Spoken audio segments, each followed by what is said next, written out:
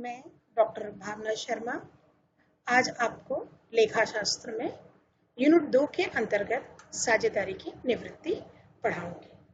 अब हम जानेंगे कि एक साझेदार फर्म से कैसे निवृत्त होता है। साझेदारी व्यवसाय से आशय साझेदारी व्यवसाय से साझेदार के पृथक होने को साझेदार की निवृत्ति अथवा उसका अवकाश ग्रहण करना कहते हैं। साझेदार की निवृत्ति साझेदार का पुनर्गठन है यदि शेष साझेदार उसी व्यवसाय को करना चाहें तो। अब यहाँ पर दो बात हम देखने जा रहे हैं कि एक तो साझेदार रिटायर हो रहा है और दूसरे जो साझेदार बचे जो साझेदार हैं वो फर्म को आगे चलाते रहेंगे। विद्यार्थियों, साझेदार फर्म का जो व्यवसाय होता है उसमें साझेदार समय समय पर प्रवेश भी लेते रहते हैं और समय समय पर साझेदारी से निकलते भी रहते हैं। ठीक है, तो हम आज अभी ये बात जानेंगे कि साझेदारी की निवृत्ति के अंतर्गत कौन कौन सी बातें सामने आती हैं और बचे हुए साझेदार फर्म को चालू किस प्रकार से रखते हैं। यदि साझेदारों ने जब फर्म को गठित करते हैं उसी समय ये समझौता ले लिए होते हैं कि अवकाश ग्रहण करने वाला साझेदार किन परिस्थितियों में साझेदारी फर्म से निवृत्त हो सकता है। यदि उसका स्पष्ट ठहराव भी है और वह ऐच्छिक फर्म में यदि लिखित रूप से सूचना देकर भी यदि निवृत्त होता है तो वो हो सकता है। ये जो स्लाइड्स में आपके लिखा आ रहा है मैं बहुत ही धीमे और समझाते हुए आपको इन बातों को बताऊंगी। मैं चाहूंगी कि आप पेन और कॉपी लेकर बैठें और स्लाइड्स में लिखे हुए हमारे इन सारे व्यवहारों को लिखते भी जाएं, जिससे कि जब हम आगे बढ़ें तो आपको पीछे वाली स्लाइड में हमने क्या लिखा क्या जाना ये पता होना चाहिए। पूर्व में हम फिर से आपको बता देंगे कि साझेदारी की निवृत्ति क्या है, रिटायरमेंट ऑफ पार्टनर क्या है।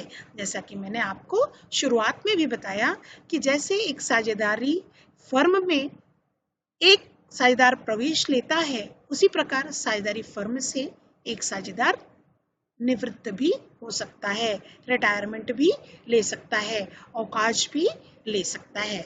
विद्यार्थियों, चूंकि पुनर्गठन शब्द है अर्थात यहाँ पुनर्गठन शब्द से आशय है कि शेष साझेदार जो हैं वो क्या करेंगे, पुनः अपने फर्म के नियमों को बनाएंगे और फर्म उनकी चालू रहेगी। इसलिए इसे साझेदारी फर्म का पुनर्गठन कहते हैं। इन सारी बातों को आप लिखते भी जाएं। साथ ही साथ हमने ये जाना कि अवकाश ग्रहण करने पर साझेदार जो है वो पहले से ही इस बात को स्पष्ट रख लिया होता है कि कैसे साझेदारी फर्म में यदि कोई साझेदार निवृत्त होगा तो सबकी सहमति से होगा और समझौते में स्पष्ट ठहराव पूर्व से ही उन्होंने रख लिया है कि अवकाश ग्रहण करने वाला साझेदार कौन कौन से नियमों को जानेगा। और ऐच्छिक साझेदारी की दशा में साझेदार फर्म को पूर्व से लिखित सूचना दे देता है और सूचना देकर फर्म से निवृत्त हो सकता है, फर्म छोड़ सकता है, फर्म से निकल सकता है, फर्म से अवकाश ग्रहण कर सकता है। अब समस्या ये है कि वो फर्म को छोड़ेगा क्यों? जिस फर्म ने उसे लाभ दिया, जिस फर्म में उसने कार्य किया, जिस फर्म के लिए वो अभी तक कार्य करता रहा, तो कोई ना कोई ऐसा कारण होगा जिस कारण से वो फर्म से निकलना चाहता है। तो वो कारण कौन कौन से होंगे? देखिए, ये सारे कारण जो हैं बहुत ही सामान्य हैं जिनको हम बिना याद किए समझकर भी ध्यान में रख सकते हैं। जैसे कि अभी हमने जाना कि एक साझेदार जब फर्म से पृथक होता है और बचे हुए साझेदार फर्म को चलाते रहते हैं तो उसे कहते हैं साझेदार का निवृत्त होना। उसी में अब हम जानेंगे कि निवृत्ति के कारण कौन कौन से होते हैं, जो कि बड़े ही सामान्य कारण हैं, जिन कारणों से एक साझेदार फर्म से अलग होना आवश्यक समझता है। जैसा कि हमने जाना कि साझेदार की वृद्धावस्था, निश्चित रूप से एक साझेदार बूढ़ा हो सकता है और जब वो बूढ़ा होगा तो बुढ़ापे में उससे कार्य करते नहीं बनेगा। तो वो फर्म से चाहेगा कि भाई मुझे निवृत्त कर दिया जाए, मैं फर्म छोड़ना चाहता हूँ। सरकारी नौकरी में भी इंसान निवृत्त होता है, रिटायर होता है, तो वो पार्टनर फर्म का भी निवृत्त हो सकता है, वो भी अपनी कार्य को समाप्त करके सुख से जीना चाहता है। दूसरा है साझेदार की अस्वस्थता। अब अस्वस्थ है तो साझेदार फर्म में कार्य तो कर नहीं पाएगा, तो क्या करेगा कि फर्म से निवृत्त होगा और कहेगा कि मैं अस्वस्थ हूँ, मैं फर्म में कार्य करने के योग्य नहीं हूँ, अतः मुझे निवृत्त किया जाए। इसी प्रकार परस्पर मतभेद भी हो सकता है।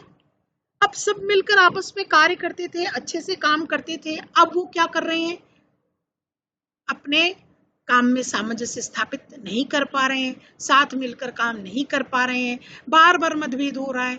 तो बार बार मतभेद होने से अच्छा है कि वो फर्म को छोड़ना चाहते हैं। ऐसी दशा भी हो सकती है कि एक साझेदार फर्म को छोड़ सकता है और अन्य व्यापार में जाने की इच्छा भी हो सकती है। भाई मैंने बहुत दिन ये फर्म में काम कर लिया, अब मैं थोक व्यापारी था कपड़ों का, अब मैं फुटकर में बेचना चाहता हूँ, या मैं कपड़े का व्यापार न करके अब मैं ये चाहता हूँ कि मैं किराने का व्यापारी बन जाऊं, मुझे किराने के व्यापार में ज्यादा इंटरेस्ट आ रहा है, तो किसी और व्यापार में जाने के लिए भी वो साझेदारी फर्म जिसमें वो कार्य कर रहा था उसे छोड़ सकता है।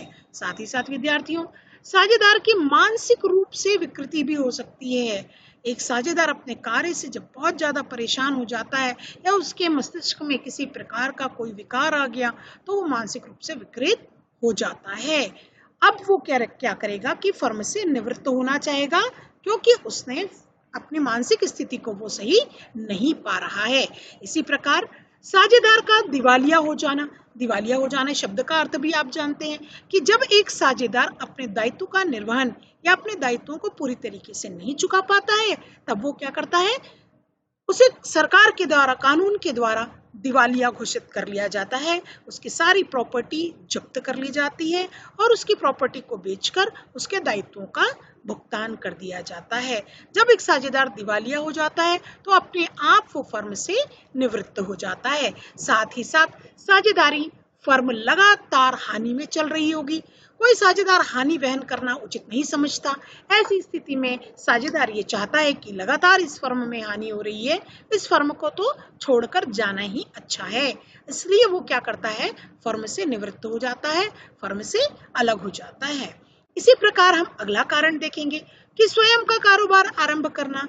उसने देखा कि भाई साझेदारी में मैंने अपने आप को सही नहीं पाया, अब तो मैं अकेला ही व्यापार करूंगा, और वो साझेदारी फर्म को छोड़कर स्वयं का कार्य आरंभ करके अपना बिजनेस स्टार्ट करके साझेदारी फर्म से निवृत्त हो सकता है, अलग हो सकता है। अन्य और भी कई ऐसे कारण हैं जिन कारणों से एक साझेदार फर्म में रहना उचित नहीं समझता, तो वो क्या करता है, फर्म से अलग हो जाता है।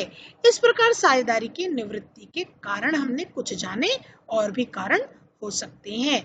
मैं समझती हूँ कि ये सभी कारण अभी आपको याद भी हो गए होंगे और आप अपनी नोटबुक में ये सारे कारण लिखते जाएंगे। विद्यार्थियों, अभी अभी आपके पास बुक्स नहीं है, यदि हम इन सारी चीजों को लिखते जाएंगे तो ये बहुत ही सामान्य बातें हैं, आप इन्हें याद भी कर सकते हैं और आसानी से समझ भी सकते हैं। आज जितना भी हम साझेदारी निवृत्ति के अंतर्गत पढ़ेंगे वो सभी कुछ परीक्षा के दृष्टिकोण को ध्यान में रखते हुए महत्वपूर्ण बिंदुओं पर भी आज हम अध्ययन का कार्य करेंगे।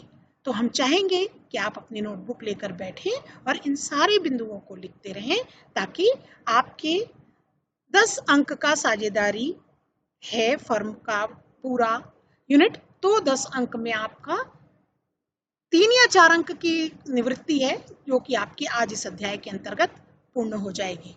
तो मैं चाहूंगी कि आप इसे ध्यान से पढ़ें और साथ ही साथ लिखते भी जाएं। आइए देखते हैं आगे। अभी हमने ये जाना कि साझेदार फर्म से स्वयं से लिखित सूचना देकर कारणों से निवृत्त हो जाता है। कई बार विद्यार्थियों ऐसी स्थिति भी आती है कि साझेदार को फर्म से निकालना भी पड़ता है, जिसे कहा जाता है साझेदार का निष्कासन या निकालना। साझेदारी समझौते के विरुद्ध कोई कार्य करता है या उसका आचरण किसी साझेदार फर्म को निष्कासित करने का किया जा सकता है क्योंकि उसने आचरण विरुद्ध कार्य किया है।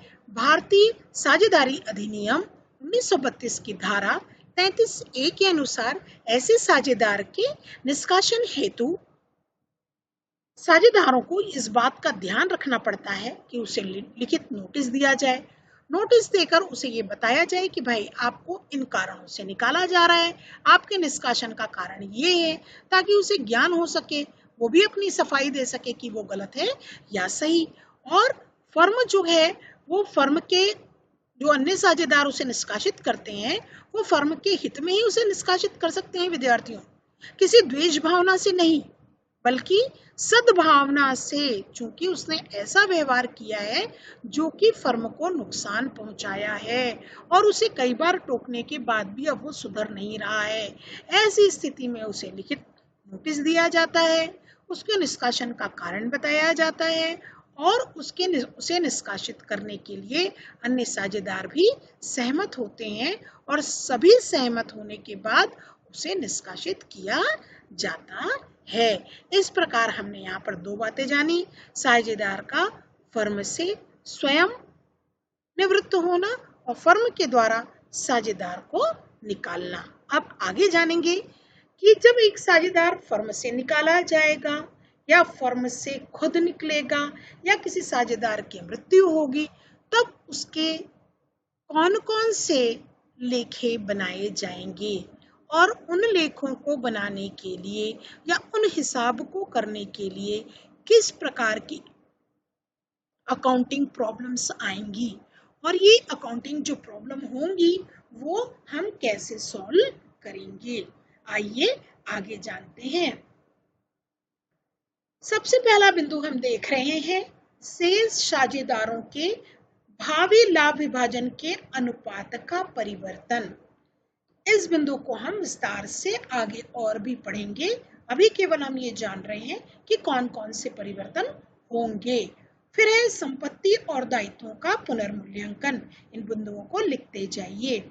अविभाजित लाभ और सामान्य संचिति कोष का विभाजन, ख्याति का मूल्यांकन एवं लेखांकन, निवृत्त साझेदार को देय राशि की गणना, भुगतान की जाने वाले जो भी उसके उत्तरदायित्व हैं उसकी राशि, भुगतान की जाने वाली राशि का उत्तरदायित्व किस पर होगा, देय राशि के भुगतान की विधि व लेखांकन किस प्रकार से किया जाएगा। अब हम ये देखेंगे कि शेष साझेदारों के भावी लाभ विभाजन का अनुपात किस प्रकार से होगा। जैसे कि हमने पहले बिंदुओं में पढ़ा था कि शेष साझेदार के भावी लाभ विभाजन का अनुपात कैसे तय होगा। विद्यार्थियों, यह बहुत ही सामान्य सा प्रश्न है और ये आपके न्यूमेरिकल में भी आएंगे कि जो साझेदार शेष बचे हैं उनका भावी लाभ विभाजन किस प्रकार से तय किया जाएगा। इससे लिखते जाएं आप कि जब शेष साझेदार निवृत्त साझेदार का लाभ उस अनुपात में ही प्राप्त करते हैं जिसमें वे पहले लाभ हानि विभाजित करते थे, तो निवृत्त साझेदार का लाभांश साझेदारों के अनुपात में से हटा देने पर शेष साझेदारों का नया अनुपात निर्धारित हो जाता है। इसे हम इस प्रकार से और भी समझ सकते हैं उदाहरण के द्वारा। देखिए, अ ब स का अनुपात जो है वो कितना था, 3:2:1 था। अब किसने अवकाश ग्रहण किया, ब, तो ब का अनुपात हटा देने पर अ और स का जो अनुपात 3:1 है वो उनका नया अनुपात होगा। यहाँ पर क्योंकि हम एक ही बात लिखे हैं इसलिए आपको केवल ब की निवृत्ति के बारे में बता रहे हैं। विद्यार्थियों, यदि अनिवृत्त होता है तो ये आप देखेंगे ब और स का नया अनुपात होगा 2:1। इसी प्रकार से यदि स निवृत्त होता है तो स का भाग हटा देने पर अ और ब का भाग होगा 3:2। इस एक्सरसाइज से, इस अभ्यास से हमने ये जाना कि जो जाने वाला साझेदार है उसका भाग हटा दिया जाता है और बचे हुए साझेदारों का जो भाग होता है वही नया भाग होता है जिसे हम नया अनुपात कहते हैं। और भी हम इसे सरलता से समझ सकते हैं कि लाभ प्राप्ति का अनुपात कैसे ज्ञात किया जाएगा। तो हम इसे जानेंगे, नया अनुपात माइनस पुराना अनुपात। अब ये बात आती है कि नए अनुपात से पुराना अनुपात घटाने पर लाभ कितना प्राप्त हो रहा है, ए को और स को, इस बात का पता लगाया जा सकता है। नया अनुपात कितना होगा, तो नया अनुपात हुआ आपका 3/4। पुराना अनुपात कितना था, 3 और 2 5 और 1 6, मतलब पुराना अनुपात था 3/6 का, जो कि हमने यहाँ पर समझा है। ये पुराना अनुपात अ का 3/6 हुआ। अब नया अनुपात क्या निकाला हमने, ये देखिए हमने नया अनुपात निकाला 3/4। तो ये 3/4 हमारा नया अनुपात है, और ये माइनस, तो ये आ गया माइनस, और ये लिखा पुराना अनुपात, तो ये पुराना अनुपात 3/6, और ये 3/6 कहाँ से आया, ये 3 और ये 2 और ये 1, अर्थात 3 प्लस 2 प्लस 1, ये हुए तीनों को जब हमने योग किया तो ये आ गया आपका 6। इस 6 भाग में से 3 भाग कौन लेता है, अ लेता है, अर्थात अ का पुराना भाग कितना हुआ 3/6, और अब नया भाग कितना हो रहा है 3/4। हम जब 3/4 में से 3/6 को माइनस करते हैं तो आता है 3/12, अर्थात अ जो है उसके लाभ प्राप्ति में जो वृद्धि हो रही है वो 3/12 हो रही है, अर्थात अ को कितना लाभ प्राप्त हो रहा है, लाभ प्राप्त अनुपात कितना है उसका 3/12। ये बहुत ही आसान है, हम पूर्व कक्षाओं में, माध्यमिक कक्षाओं में भी भिन्न के सवाल किए हैं। उन्हीं भिन्न के अत्यधिक सरल सवालों पर आधारित हमारे साझेदारी के ये नए अनुपात हैं। विद्यार्थियों, इसमें कहीं भी कोई जटिलता नहीं है, केवल ध्यान देने की और समझने की बात है। आप चाहेंगे तो मैं आपको एक बार फिर से बता सकती हूँ, लेकिन हम इसे अपने साझेदार के प्रवेश के समय पढ़ चुके हैं। निवृत्ति में केवल इतना अंतर हो रहा है कि जाने वाले साझेदार के भाग को हम हटा रहे हैं।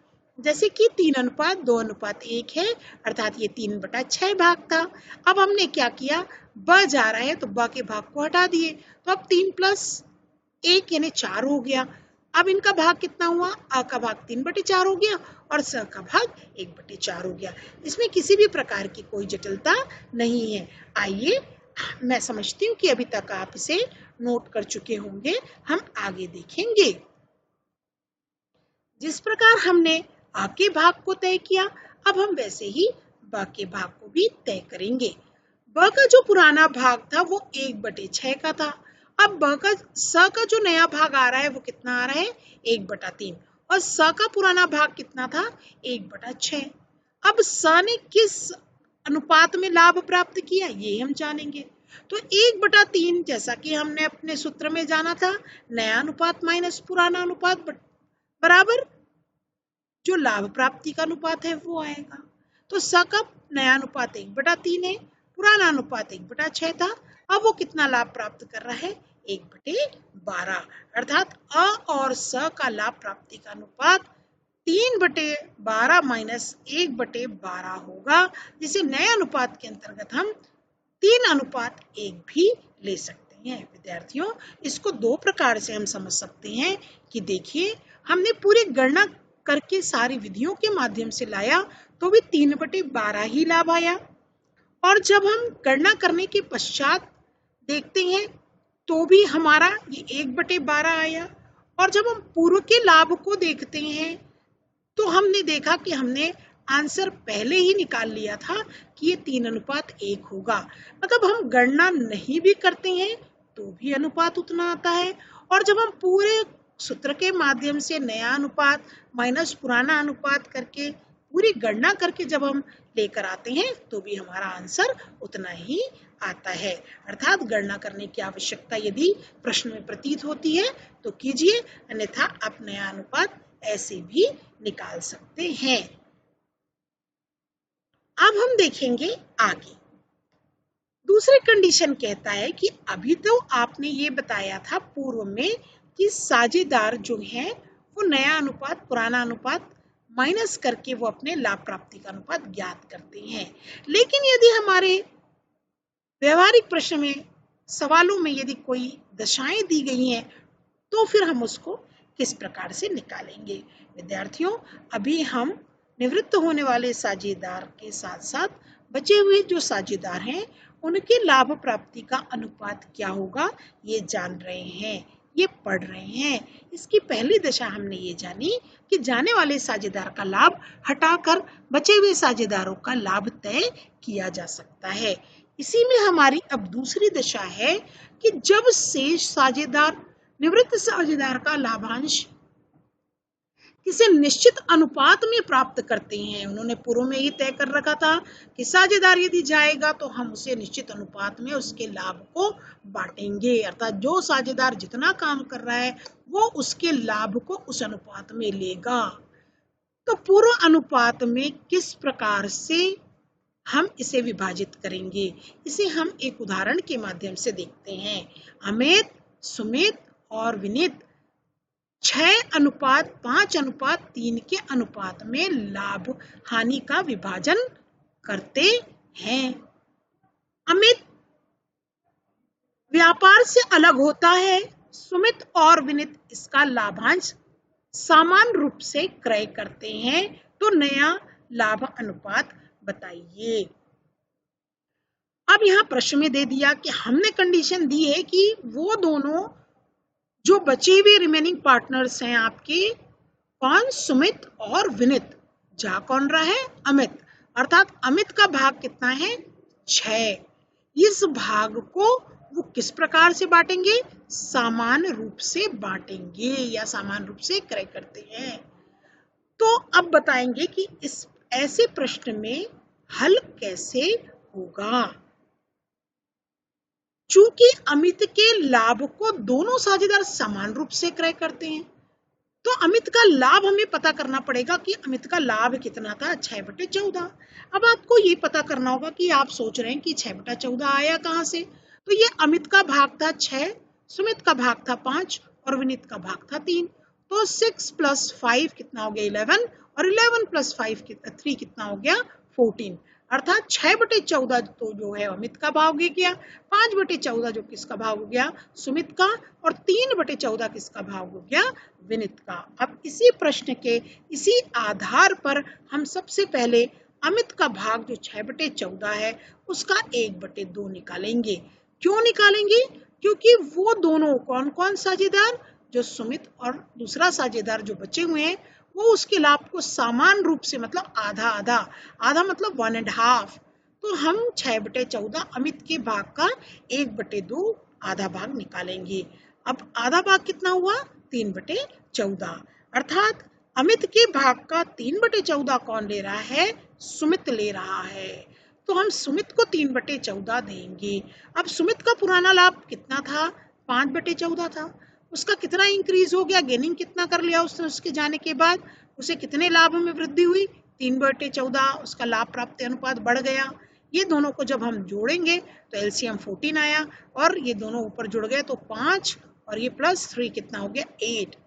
8/14 उसका नया लाभ आया। इसको और शॉर्ट किए तो ये हो गया 4/7। इस प्रकार से सुमित और विनीत इनका नया भाग क्या होगा, 4/7 अनुपात 3/7, अर्थात 4/3। मैं समझती हूँ कि आपने बहुत ही आसानी से इसे समझा होगा और इसे लिखते भी गए होंगे। आगे हम देखेंगे एक प्रश्न और है जिसमें भी कुछ लाभ की दशाएं परिवर्तित हो रही हैं। अमन, बबन और चमन लाभ को 3:4:5 के अनुपात में बांटते हैं और उन्होंने तय किया कि बबन यदि अवकाश ग्रहण कर रहा है तो उसके लाभ को अमन और चमन 2:1 में लेंगे। अब देखेंगे हम कि बबन का लाभ कितना था, तो बबन ये बीच वाला है, अर्थात 4, 3, 7 और 5, 12, 4/12 हमारे बबन का भाग था जो कि ये है।